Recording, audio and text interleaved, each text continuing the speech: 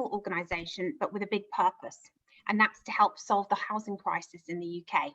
At RHP, we don't do much by halves, and we decided to take a giant leap to prove a very big idea.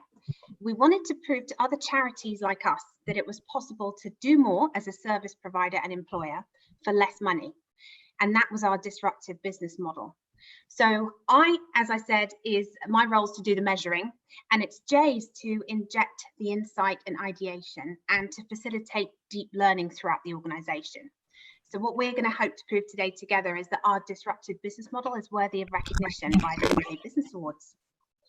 So we're going to tell you a bit about the background strategy behind this, and our slides do follow your marking schemes because we wanted to try and make it as easy as possible for you guys to follow what we were doing. I hope that works for you.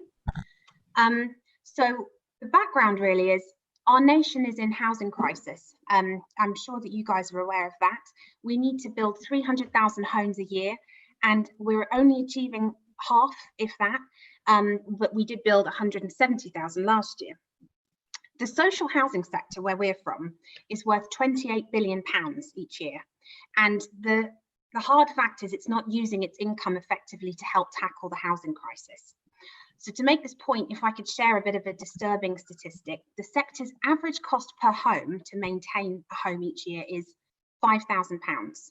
So if you were a private landlord renting a flat, none of us could imagine spending £5,000 a year on that. That's what we do in social housing. On top of that, the sector's had a number of financial shocks. We had to cut all of our rents by 1% from 2015. And then also after the tragic fire at Grenfell, we've had to invest a lot more to protect against fire. So a lot of housing associations responded to this with redundancies or by lowering their service standards, or both. But that was not us. We were determined to keep our levels of excellence as a service provider and as an employer, because that's really in the DNA of our organisation. And we had a hunch that there was a better way of doing things, a different way. So if I could just tell you a little bit about RHP, in a sector perhaps not known for pushing boundaries, we're kind of like the Silicon Valley. This is set from the top with our kind of crazy innovator CEO, David Doan. But actually it's strengthened by the type of people we attract and employ. They're very agile, they're purposeful, and they're there to make a difference. And when you combine our people with the fact that as an organisation, we're confident in harnessing technology to deliver service and also using tech and data to drive better insight into our business, they're the hallmarks of our disruptive business model. So to our measures of success, I'm going to just lay them out at the beginning and return to them at the end. We knew that our measures of success would be very simple. We set very big, hairy, simple goals at RHP. We wanted to reduce our operating costs to below £3,000 per unit. So as a reminder, that's 2,000 less than the average in the sector. We wanted to keep our culture despite the cost savings and actually strengthen it if we could.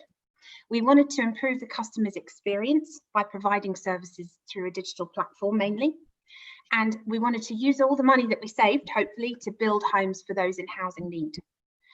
So I'm going to quickly tell you about the plan as it was at the beginning, and this was 3 years ago. So we had a hunch that a digital first service would be a preference for the majority of our customers. We wanted to dispel the myth social housing customers don't have digital access. I think we've safely done that. We planned a trial year and we tested it with 200 customers. And what we were looking for was evidence of cost savings and of the customer experience.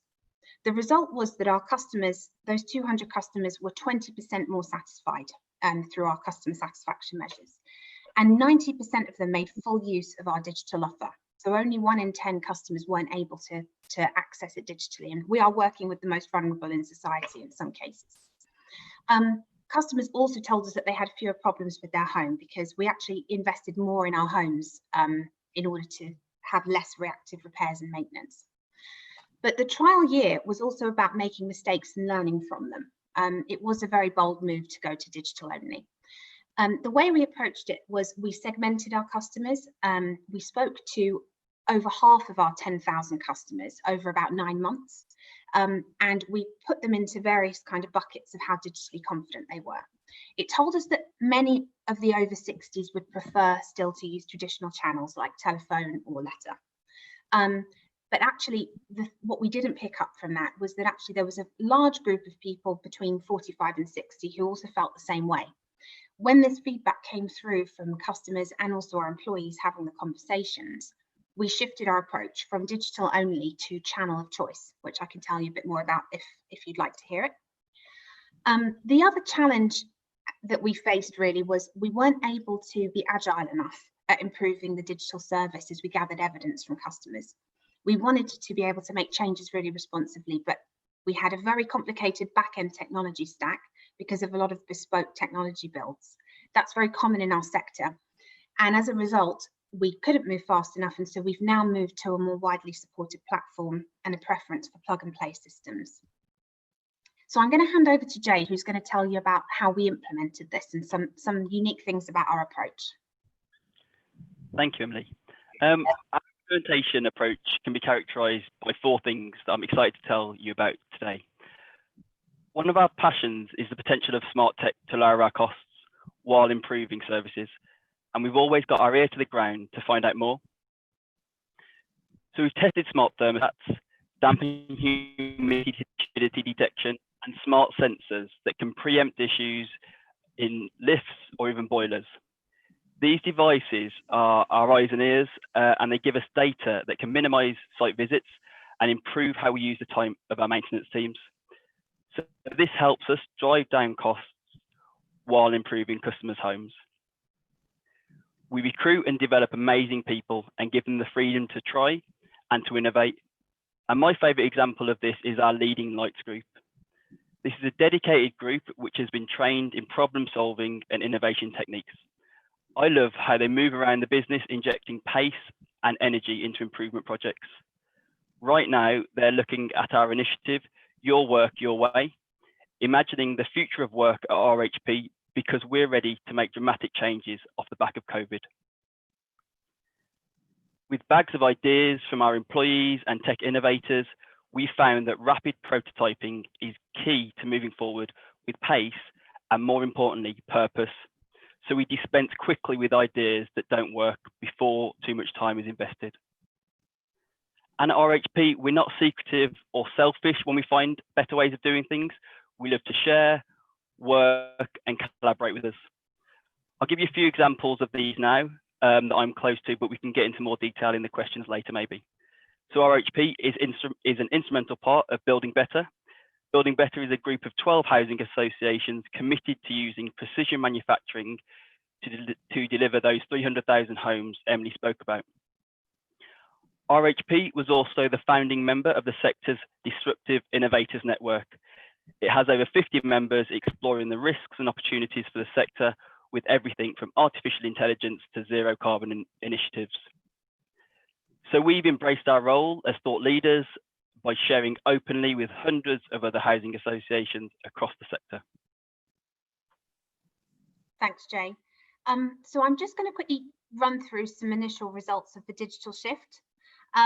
We were aiming to basically up the digital intake across all of the main things that customers do. So you can see here, our customers book repairs, they pay us, they ask general questions about their tenancy, and we've had an increase in all of those. But the 2 most successful ones are our payment service and our gas servicing, where over 90% of customers now access that digitally for both of them, in fact, a standing start, but with e-payments, we'd introduced that slightly earlier, which was our first experience of digital shift. So on the next slide, I just want to show you, this is actually some raw internal data, which is counting all of those transactions, and those in blue are the ones that are done digitally. And for those 2 services, you can see they've almost entirely shifted now online. So that has saved 20,000 calls a year to our contact centre. So it's allowed us to reduce and change what those employees do to other areas. Then I wanted to show you this bubble graph, which might take some explaining. But RHP is the 3rd from the left at the bottom. This is showing you our performance on operating cost per home compared to some other providers in London. And we have, although we're one of the smallest providers, we've actually been able to achieve one of the lowest operating costs. But what's really significant is that it's gone to show that you can do a lot without economies of scale in our sector by really having a disruptive approach. And also, compared to some of those other people in that same area, we have achieved exceptional standards of employee engagement and customer service, as well as reducing those costs. Homie, you had a question, did you? No, oh, 5 no. minutes. Oh, you were doing the 5 minutes. Oh, perfect. Great. I think we've touched on stakeholder engagement a lot because we explained that the 200 customers were key to shaping the service, but also hopefully you picked up on the fact that the customer voice and the employee voice made us make significant changes, the most significant of which was our policy from digital first to channel of choice. And also we were very open and honest about what we were learning, what we were getting right and wrong with other housing associations and other people outside of sector. So stakeholder engagement was really key to learning along the way, and we have pivoted as a result of that. So I think now we're going to just cover innovation and creativity. It's a couple of special things about our approach, and Jay's going to mention that. Yeah, absolutely. So lowering our costs and improving services, it was always going to be a huge ambition, and we just knew it wasn't going to be easy. But what surprised us was the extent to which it strengthened our culture and our relationship with our customers. So this huge ambition has really just focused us on the problems we need to tackle. It's helped us block out that background noise, talk to each other more, and talk to our customers more. And it's just made us stronger in the face of an uncertain economic environment and everything that's going on in the world right now. And Emily's just going to touch upon all the benefits this has had now. Yeah, so impacts and benefits wise, I'm going to run through these really quickly. But this has allowed us to build 345 new homes, but we have nearly 1,000 in the pipeline to build. I mentioned at the beginning we needed to continue investing in existing homes at the same time, and that's so critical to us, and we've achieved 5 stars. I'm not sure, you know, that's really good by the British Safety Council. And finally, I just also wanted to mention, as well as being one of the lowest operating costs, which I showed you earlier in the bubble graph, our employee satisfaction is one of the leading organisations in the UK, amazingly RHP Platinum, and we also have increased our customer satisfaction across the board. So the final thing is we've been able to really get interest from around the world. Really, these guys visited from Japan to see our new modular home, which we wanted to show could allow us to build homes at a lower cost that would last. And I think the thing about RHP is it's not just about taking our word for it, because our customers' voices are so important. So if we have time, we'd like to show you a very short video. You have 1.5 minutes if you can. Do we have time, John? We do. Home. It's more than mortar and brick. It's the click when you close your own front door. Hearts beat within these walls. Home is potatoes peeled imperfectly, gathered in a dish. It's gathering round the table and not minding the squish. It's plans laid with precision and things we don't expect. It's where we charge our batteries and families connect. It's gazing out the window at flowers grown from seeds on that tiny patch of the planet where you pulled up the weeds. And when you get it all in order, with love and elbow grease, and the fridge becomes a gallery for each crayon masterpiece, when joy sails through the letterbox in a good news envelope, home is where the kettle's on, warming up our hope. So take your ordinary treasures and arrange them on your shelves. Home's not just where we hang our hats, it's where we make ourselves.